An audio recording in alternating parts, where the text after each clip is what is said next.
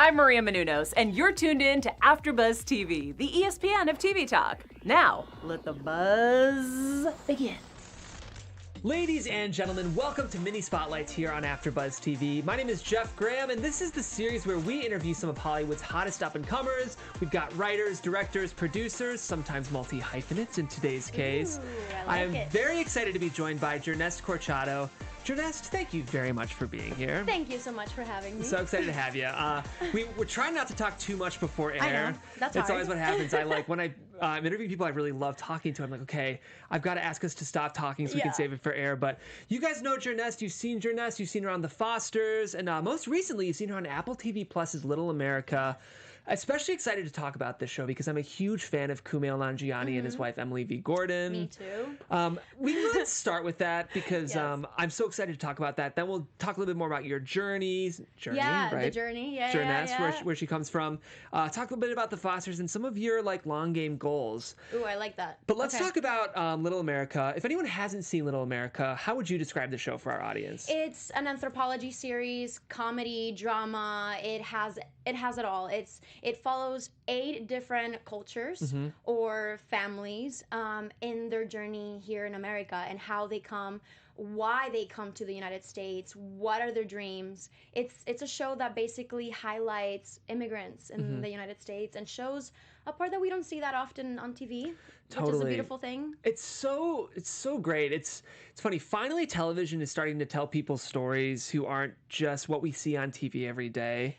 And it's complex. They show us in a very complex way, which is, sometimes we get so stereotypes. Yeah. Like we get, stereotyped. Totally. On TV. And I think that Little America hopes to do the opposite of that. It's like, hey, we're charming and we're funny people and we're fully human. dimensional, exactly. Wow, what is that like? Yeah. You know? What a revolutionary concept. Right. It is interesting though. I have a couple Latinx friends who are actors and they're like, finally I'm not just auditioning for The Maid. You know, it's it's finally time that we start offering complicated roles.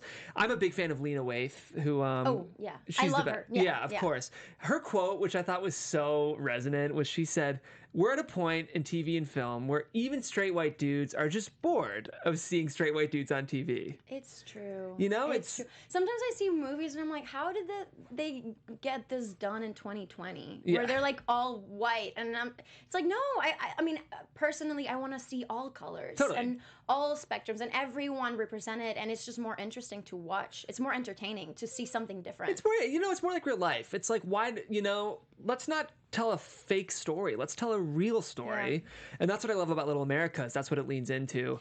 You know what? And some people were calling it political. And I'm like, why? Because we're talking about brown people? That's such a good point. Or why is it political? Because we're finally seeing us represented in a very human way. We're like, why? How it is says that? So much more about that America, the fact that they're calling it political purely because it's storytelling, not about them. It's really very... There's a lot of subtext in the idea that someone would call it a political show. Right. Why? And it's it's a very interesting time, and I think it's very relevant to do this type of show right now. Yeah. But it was just it was overdue. I think it's something that we should have had already. Well, let's talk about your episode. It's incredible. It's called The Jaguar. Yeah. I'm going to describe it as best I can. Hop in if you feel like I'm missing anything. Okay. But you're playing the daughter of an undocumented family. Yeah. A dreamer. Yeah, a dreamer. Yeah. Thank you. Yeah. Who's sort of trying to find your place in the world. Yeah. And you're a bit troubled, a bit rebellious, but you sort of find your passion and your purpose in squash. Yeah. That's beautiful. Thank you. You did a great job. Did you have any experience with squash before this taping? I did not. Okay. I did not. So my audition process was I sent 2 self-tapes. The second was a callback, and then I got to talk to Aurora Guerrero, which is the director of the show. And of my episode. Your episode. And she asked me, so do you have any experience? I'm like, no, I know how to play tennis. And she's like, okay, but hey, I love doing action roles. I love getting in. So come on. I basically was like, come on, you need to hire me. I'll do the job that you want. When I got there and I got the part, I actually had 4 days to train for squash. And I had 4 full days of just training intensively. And then I went in and did it.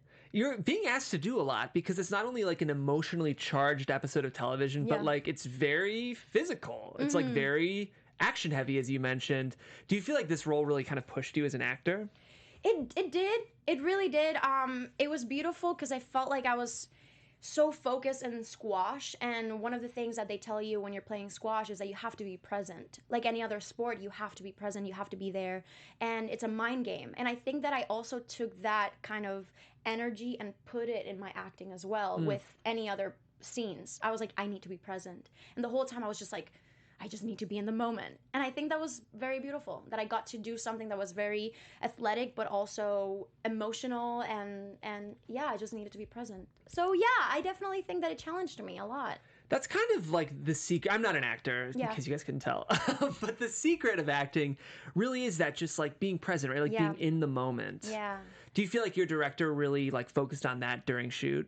Yeah, I think that she has a very motherly energy to her, which I think I couldn't have done it without her. I think that she always was so calmed, and we had only 8 days to shoot this. Wow, that's fast. Only 8 days. So we had 4 days to prepare squash, and then 8 days to shoot. Wow. And the days were like 14 or more hour days, and they were intense. They were intense, and if I didn't have Aurora next to me, like, okay, calm down. And we're over here, like, everything is moving high pace, everything is going crazy. We have to do this insane shot for the last scene, which is me playing on the squash. It's like, and she's like, calm down, we're good. And I think that was very, very essential for me, having a director that knew how to handle something like this. Totally. That was so intense, yet heartwarming. I think the show really did a good job of not only putting important talent of color in front of the camera, but also behind it. And I'm sure that was a huge part of the success of your episode. Absolutely. And the fact that it was a woman, too. That's amazing. You know, I don't get to work with women directors often, but when I do, I'm like, yes. Because we see eye to eye. We can talk about things that are very, you know, it's just a different, I just feel like she saw me. Yeah, she saw me, and she knew where the character was going at all times. Love it. That was very important for me. Of course, part of the reason this all worked as successfully as it did was because the show was developed by Kumail Nanjiani and Emily V. Gordon. I was telling you before interview, I'm a huge fan of both of them. Yes. I don't know if you ever got a chance to catch The Big Sick. That's the movie. Yes, that's I think when I was like, okay, I love them and I need to work with them. And I didn't even crazy how like the universe works. I know. Yeah. I've interviewed Kumail once. He was like just as much of a sweetheart as I was hoping he was going to be. Just like so unnecessarily humble when it's like, you know, he's a pretty brilliant guy. I know. But he just like kind of just does his thing. He's just the sweetest guy. Did you get to meet Kumail? Yes. How was it? This is so funny. I'm like a huge fan of both of them.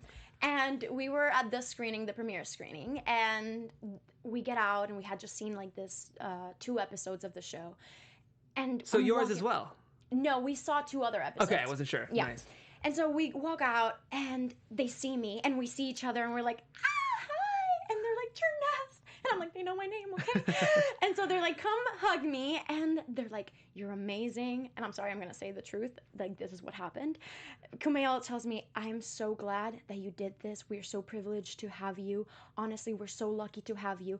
Thank God you did this before you blow up. Oh, that's so sweet. And I'm like, you are telling me this? Like, after that, I didn't even want to talk to them anymore. I was like, he already made my night. He made my year. Like, I just don't want to ruin it. I don't want to, like, over talk, you know? They were so sweet. So after that, I was just like, okay, I'm done. Well, like, it's just I made it. I love the idea that he thinks you wouldn't work with him in a heartbeat again. You know, like, even like when you're winning. You're lucky, okay. Even when you win your Oscar next year, of course, if Kumail calls, you're going to go work with Kumail. Every day of my life. Like, honestly, they are amazing, and I would follow them. And it's cool to see a couple, like such a power couple, working together, you know? I feel like so often Hollywood sort of rejects the idea that both a romantic and professional couple can make it work, and they do it so beautifully.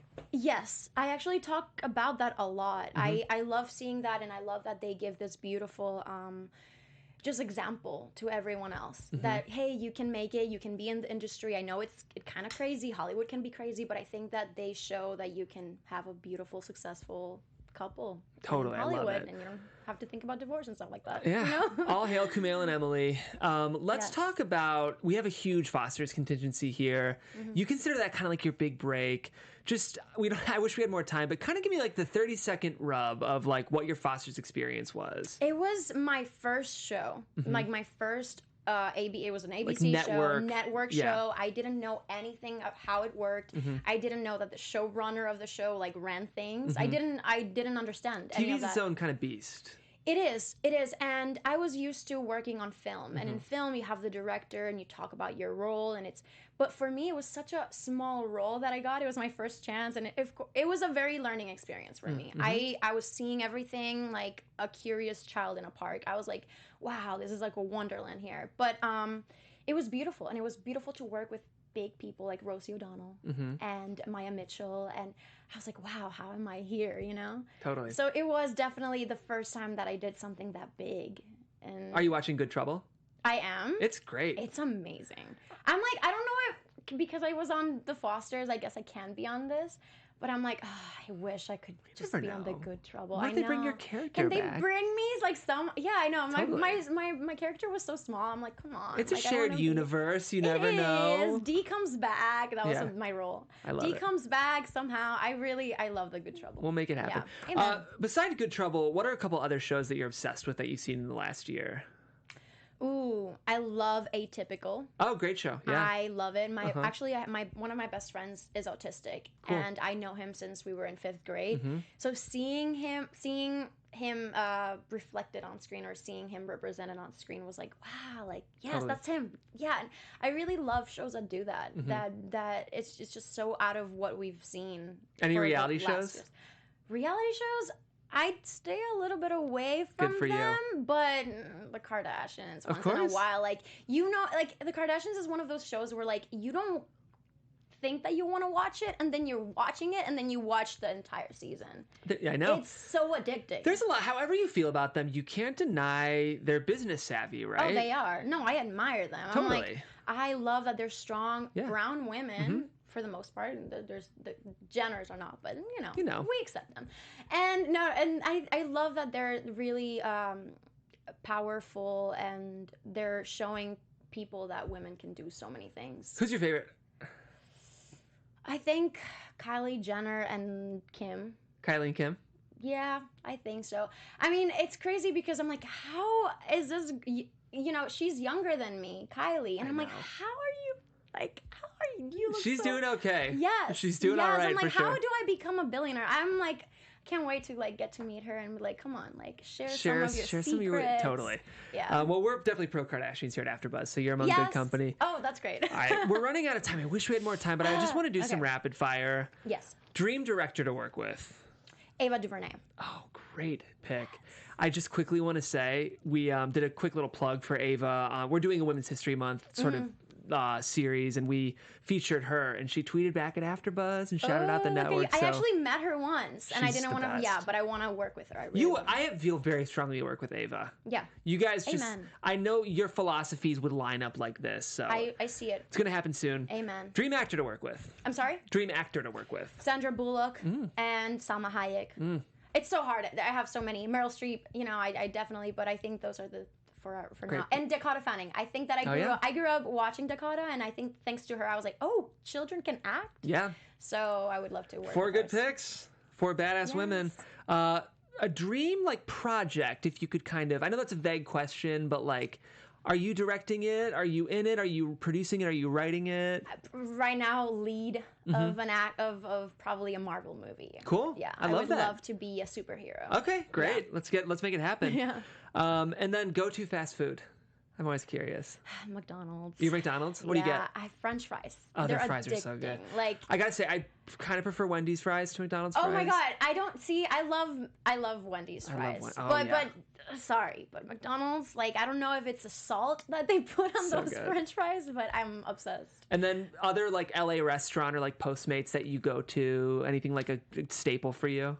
In-N-Out. Love In-N-Out I feel like too. In-N-Out. Yeah. Man, I'm like hungry all of a sudden. Yeah.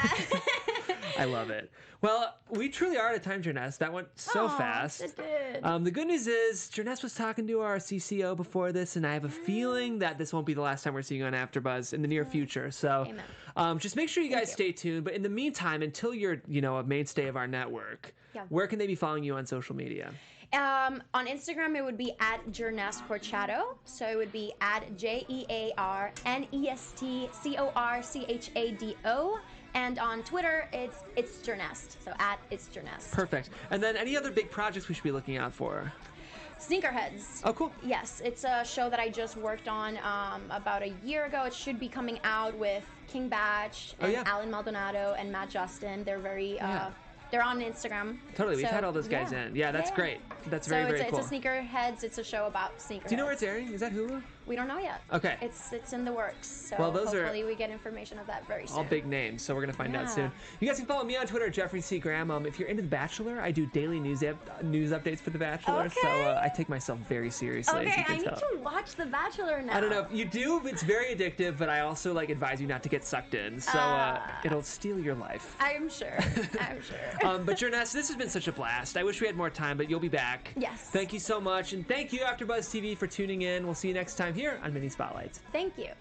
Our founder, Kevin Undergaro, and me, Maria Menounos, would like to thank you for tuning in to AfterBuzz TV. Remember, we're not just the first, we're the biggest in the world, and we're the only destination for all your favorite TV shows. Whatever you crave, we've got it. So go to AfterBuzzTV.com and check out our lineup. Buzz you later.